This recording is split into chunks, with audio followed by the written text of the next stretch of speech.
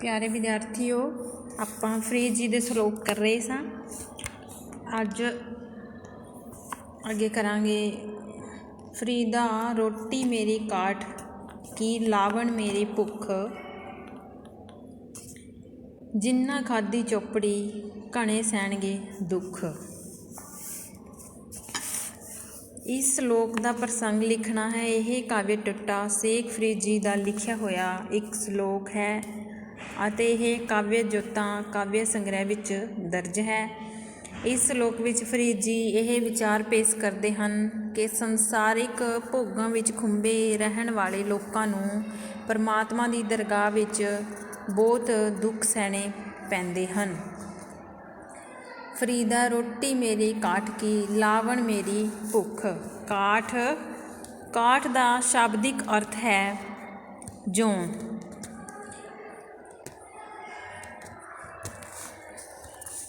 जो कि घाट का विगड़िया रूप है अते इसका अर्थ जौ तो है। लावण सलूणा,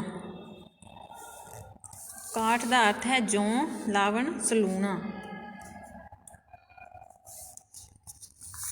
फरीद जी अपनी करड़ी तपस्या का जिक्र करते हुए फरमाते हैं कि मेरी रोटी जौआं दी है, मेरी भुख उस दे नाल सलूणा है। जिन्ना खाधी चोपड़ी घने सहणगे दुख। जेड़े इस संसार में चोपड़ियां खांदे हैं उन्हां नूं रब दी दरगाह विच कबूल ना पैण करके बहुत दुख सहने पैंदे हन। रोटी मेरी काठ की फकीर भाव फकीर लोग सादा खांदे हन। जेड़े संसारिक लोग इत्थे चंगा खांदे हन अर्थात संसारिक भोगां विच खुबे रहंदे हन, उन्हां नूं परमात्मा दी दरगाह विच बहुत दुख सहने पैंदे हन। अगे देखो, रुखी सुखी खाई कै ठंडा पानी पीओ, फरीदा देख पराई चोपड़ी ना तरसाए जियो। रुखी सुखी दा भाव के सादा भोजन की कहते हैं। फरीद जी फरमाते हैं कि मनुख नूं इस संसार विच रब दी दित्ती रुखी सुखी खा के ठंडा पानी पीन ते सबर करना चाहिदा है। उसनूं पराइयां चोपड़ियां देख के अपने मन नूं तरसाउणा नहीं चाहिदा। भाव मनुख नूं संसार विच सादा खुराक खा के रब दा शुकर करना चाहिदा है ते सबर संतोख भरिया जीवन गुजारना चाहिदा है। फरीदा देख पराई चौपड़ी ना तरसायो जी।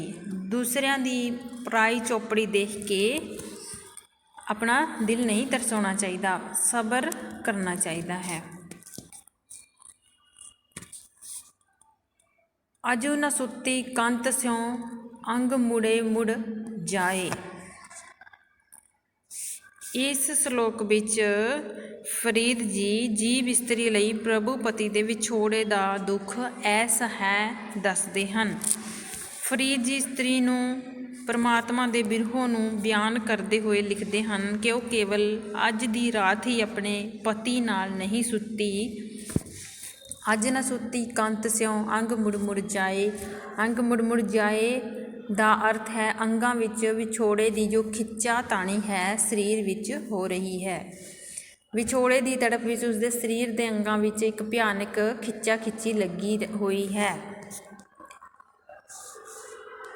जाए पुछे दुहागणी। दुहागणी का अर्थ है जिस इस्त्री नूं पति ने छड्ड दिता होवे।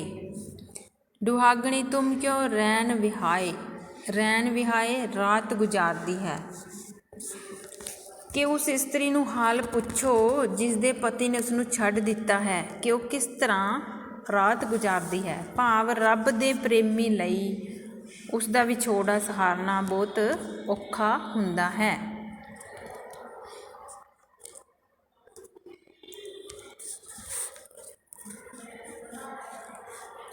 जोबन जांदे ना डरां जे सह प्रीति न जाए। फरीदा कित्ती जोबन प्रीत बिन सुख गए कुमलाए। सह प्रभुपति ਸਹਿਪ੍ਰੀਤੀ ਪ੍ਰਭੂ ਪਤੀ ਨਾਲ ਜੋ ਪ੍ਰੀਤ ਹੈ। ਕੀਤੀ ਜੋਬਨ ਯਾਨੀ ਕਿ ਕਿੰਨੀ, ਕੀਤੀ ਦਾ ਮਤਲਬ ਹੈ ਕਿੰਨੀ। ਜੋਬਨ ਜਾਂਦੇ ਨਾ ਡਰਾਂ ਜੇ ਸਹਿ ਪ੍ਰੀਤੀ ਨ ਜਾਏ। ਫਰੀਦ ਜੀ ਇਸਤਰੀ ਰੂਪ ਵਿੱਚ ਫਰਮਾਉਂਦੇ ਹਨ ਕਿ ਉਹ ਆਪਣੀ ਜਵਾਨੀ ਦੇ ਜਾਣ ਤੋਂ ਨਹੀਂ ਡਰਦੀ, ਪਰ ਉਸਦੇ ਪ੍ਰਭੂ ਪਤੀ ਦੀ ਪ੍ਰੀਤ ਨਹੀਂ ਜਾਣੀ ਚਾਹੀਦੀ।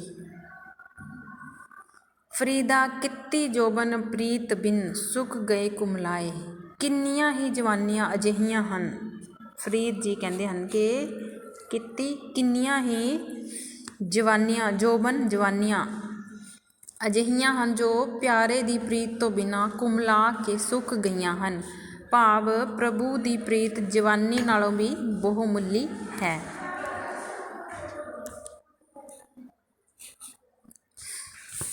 ਫਰੀਦਾ ਚਾਰ ਗਵਾਇਆ ਹੰਢ ਕੇ, ਚਾਰ ਗਵਾਇਆ ਸਮ ਹੰਢ ਕੇ ਭੱਜ ਦੌੜ ਕਰਕੇ। ਫਰੀਦ ਜੀ ਕੀ ਕਹਿੰਦੇ ਹਨ ਕਿ ਤੂੰ ਦਿਨ ਦੇ 4 ਪਹਿਰ ਦੁਨੀਆ ਦੇ ਪਦਾਰਥਾਂ ਦੇ ਪਿੱਛੇ ਦੌੜ ਭੱਜ ਕੇ ਗਵਾ ਦਿੱਤੇ ਹਨ, ਤੇ 4 ਹੰਢਾਇਆ ਸਮ ਸੌ ਕੇ, ਤੇ 4 ਪਹਿਰ ਤੂੰ ਸੌ ਕੇ ਗਵਾ ਦਿੱਤੇ ਹਨ। ਲੇਖਾ ਰੱਬ ਮੰਗੇਸੀਆ ਤੂੰ ਆ ਕੇਰੇ ਕੰਮ। ਤੈਨੂੰ ਪਤਾ ਹੋਣਾ ਚਾਹੀਦਾ ਹੈ ਕਿ ਰੱਬ ਨੇ ਤੇਰੇ ਕੋਲੋਂ ਹਿਸਾਬ ਮੰਗਣਾ ਹੈ ਕਿ ਤੂੰ ਦੁਨੀਆ ਵਿੱਚ ਕਿਸ ਕੰਮ ਲਈ ਆਇਆ ਸੈਂ, ਪਰ ਤੂੰ ਦੁਨੀਆ ਵਿੱਚ ਕਰਦਾ ਕੀ ਰਿਹਾ ਹੈ। ਇਸ ਕਰਕੇ ਤੈਨੂੰ ਆਪਣਾ ਦਿਨ ਰਾਤ ਦਾ ਸਮਾਂ ਨਾਮ ਸਿਮਰਨ, ਨੇਕ ਅਮਲ ਕਰਨ ਵੱਲ ਲਾਉਣਾ ਚਾਹੀਦਾ ਹੈ।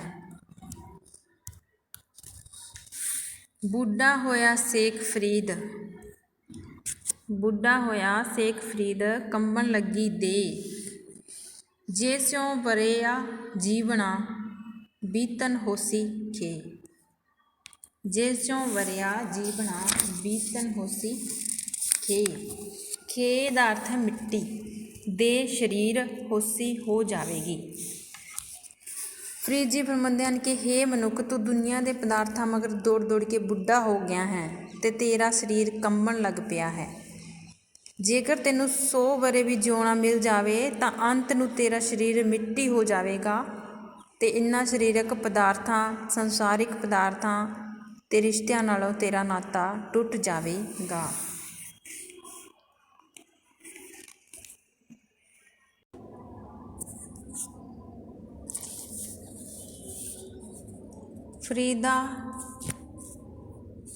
ਫਰੀਦਾ ਬਾਰ ਪਰਾਇਆ ਵੈਸਣਾ ਸਾਈਂ ਮੁਝੇ ਨ ਦੇ। ਜੇ ਤੂੰ ਐਵੇਂ ਰਖਸੀ ਜਿਉਂ ਸਰੀਰ ਲੇ।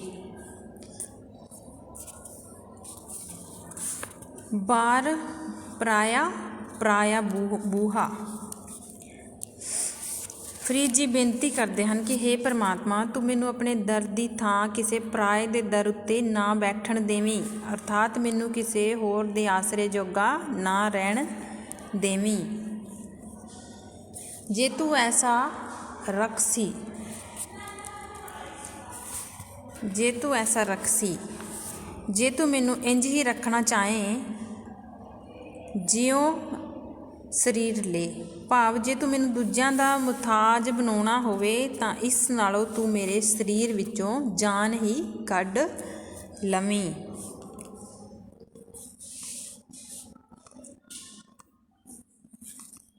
ਫਰੀਦਾ ਇੱਕ ਨਾ ਆਟਾ ਅਗਲਾ, ਇੱਕ ਨਾ ਨਾਹੀਂ ਲੋਣ।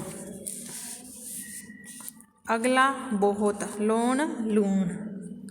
ਫਰੀਦ ਜੀ ਫਰਮਾਉਂਦੇ ਨੇ ਕਈ ਆਦਮੀਆਂ ਕੋਲ ਆਟਾ ਬਹੁਤ ਹੈ, ਅਰਥਾਤ ਉਹਨਾਂ ਕੋਲ ਦੁਨੀਆ ਦੇ ਪਦਾਰਥ ਬਹੁਤ ਹਨ, ਪਰੰਤੂ ਇਹਨਾਂ ਕੋਲ ਇੰਨਾ ਵੀ ਨਹੀਂ ਜਿੰਨਾ ਆਟੇ ਵਿੱਚ ਲੂਣ ਪਾਈਦਾ ਹੈ। ਫਰੀਦਾ ਇੱਕ ਨਾ ਆਟਾ ਅਗਲਾ ਯਾਨੀ ਕਿ ਕਈਆਂ ਕੋਲ ਇੰਨਾ ਆਟਾ ਹੈ, ਇੱਕ ਨਾ ਨਾਹੀਂ ਲੂਣ, ਅਤੇ ਕਈਆਂ ਕੋਲ ਲੂਣ ਜਿੰਨਾ ਆਟਾ ਵੀ ਨਹੀਂ ਹੈ। ਆਗੇ ਪਏ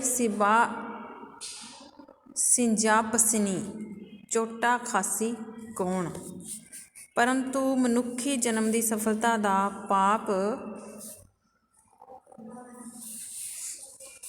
ਸਿੰਗਾ ਪਸਨੀ ਦਾ ਅਰਥ ਹੈ ਪਰਖ ਹੋਵੇਗੀ, ਪਰੰਤੂ ਮਨੁੱਖੀ ਜਨਮੀ ਜੋ ਮਨੁੱਖ ਹੈ ਉਸਦੇ ਜਨਮ ਦੀ ਸਫਲਤਾ ਦਾ ਮਾਪ ਇਹ ਝੂਠੇ ਪਦਾਰਥ ਨਹੀਂ, ਸਗੋਂ ਰੱਬ ਦੀ ਦਰਗਾਹ ਵਿੱਚ ਅਮਲਾਂ ਦੇ ਆਧਾਰ 'ਤੇ ਪਰਖ ਹੋਵੇਗੀ। ਪਤਾ ਲੱਗੇਗਾ ਕਿ ਕਿਸ ਨੂੰ ਮਾਰ ਪੈਂਦੀ ਹੈ, ਕਿਹੜਾ ਬਚਦਾ ਹੈ। ਇਹ ਜੋ ਪਦਾਰਥ ਹਨ, ਇਹਨਾਂ ਨਾਲ ਕੋਈ ਮਾਪ ਨਹੀਂ ਹੁੰਦਾ ਕਿ ਜੀਵਨ ਸਫਲ ਹੈ ਕਿ ਨਹੀਂ।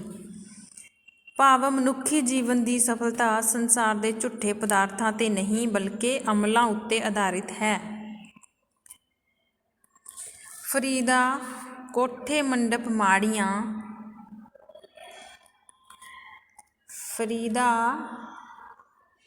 ਕੋਠੇ ਮੰਡਪ ਮਾੜੀਆਂ ਉਸਾਰੰਦੇ ਵੀ ਗਏ। ਫਰੀਦ ਜੀ ਫਰਮਾਉਂਦੇ ਹਨ ਕਿ ਦੇਖੋ, ਘਰ ਦੇ ਮਹਿਲ ਮਾੜੀਆਂ ਉਸਾਰਨ ਵਾਲੇ ਵੀ ਇਹਨਾਂ ਨੂੰ ਛੱਡ ਕੇ ਚਲੇ ਗਏ ਹਨ।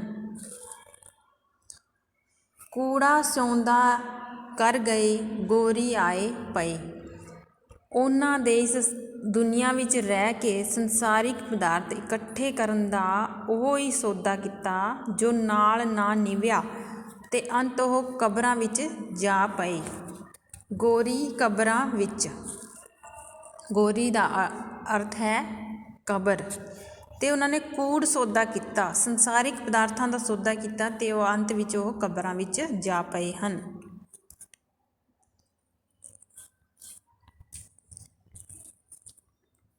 ਫਰੀਦਾ ਖਿੰਦੜ ਮੇਖਾਂ ਅਗਲੀਆਂ, ਜਿੰਦ ਨਾ ਕਾਈ ਮੇਖ। ਫਰੀਦ ਜੀ ਫਰਮਾਉਂਦੇ ਆ ਕਿ ਸੰਸਾਰਿਕ ਵਿਸ਼ ਗੰਧਲਾਂ ਤਾਂ ਕਿਤੇ ਰਹੀਆਂ, ਇਸ ਆਪਣੀ ਜਿੰਦ ਦੀ ਵੀ ਕੋਈ ਗਰੰਟੀ ਨਹੀਂ, ਕੋਈ ਪਾਇਆ ਨਹੀਂ, ਕੋਈ ਮਿਆਦ ਨਹੀਂ। ਫਰੀਦਾ ਖਿੰਦੜ ਮੇਖਾਂ ਅਗਲੀਆਂ, ਇਹ ਜੋ ਆਪਾਂ ਨੂੰ ਇਹ ਸਰੀਰ ਮਿਲਿਆ ਹੈ, ਇਸ ਦੀ ਕੋਈ ਗਰੰਟੀ ਨਹੀਂ। ਵਾਰੀ ਆਪੋ ਆਪਣੀ ਚਲੇ ਮਸਾਇਕ ਸੇਖ, ਇਸ ਨਾਲੋਂ ਤਾਂ ਨਕਾਰੀ ਗੋਦੜੀ ਨੂੰ ਕਈ ਟਾਂਕੇ ਲੱਗ ਜਾਂਦੇ ਹਨ, ਪਰ ਜਿੰਦ ਨੂੰ ਇੱਕ ਵੀ ਟਾਂਕਾ ਨਹੀਂ ਲੱਗਦਾ। ਜਿੰਦ ਨਾ ਕਾਈ ਮੇਖ, ਜਿੰਦ ਨੂੰ ਕੋਈ ਟਾਂਕਾ ਨਹੀਂ ਲੱਗਦਾ। ਜੋ ਖਿੰਦੜੀ ਹੈ, ਗੋਦੜੀ ਹੈ, ਕੋਈ ਇੱਕ ਕਿਸਮ ਦਾ ਕੱਪੜਾ ਹੈ, ਉਸ ਨੂੰ ਟਾਂਕੇ ਲੱਗ ਜਾਂਦੇ ਹਨ, ਮੇਖ ਟਾਂਕਾ। ਪਰ ਜੋ ਆਪਣੀ ਜਿੰਦ ਹੈ, ਇਸ ਨੂੰ ਕੋਈ ਟਾਂਕਾ ਨਹੀਂ ਲੱਗਦਾ। ਵਾਰੋ ਆਪੋ ਆਪਣੀ ਚਲੇ ਮਸਾਇਕ ਸੇਖ, ਸੇਖ ਵਿਦਵਾਨ। ਵੱਡੇ ਵੱਡੇ ਜੋ ਵਿਦਵਾਨ ਹਨ, ਵੱਡੇ ਵੱਡੇ ਅਖਵਾਉਣ ਵਾਲੇ, ਵਿਦਵਾਨ ਅਖਵਾਉਣ ਵਾਲੇ, ਸੇਖ ਆਦਿਕ ਸਭ ਆਪੋ ਆਪਣੀ ਵਾਰੀ ਇੱਥੋਂ ਤੁਰ ਗਏ ਹਨ। ਭਾਵ ਕਿ ਆਹ ਸਰੀਰ ਹੈ ਜੋ ਨਾਸ਼ਵਾਨ ਹੈ, ਇਸ ਦਾ ਕੋਈ ਮਾਣ ਨਹੀਂ, ਇਸ ਦੀ ਕੋਈ ਗਰੰਟੀ ਨਹੀਂ।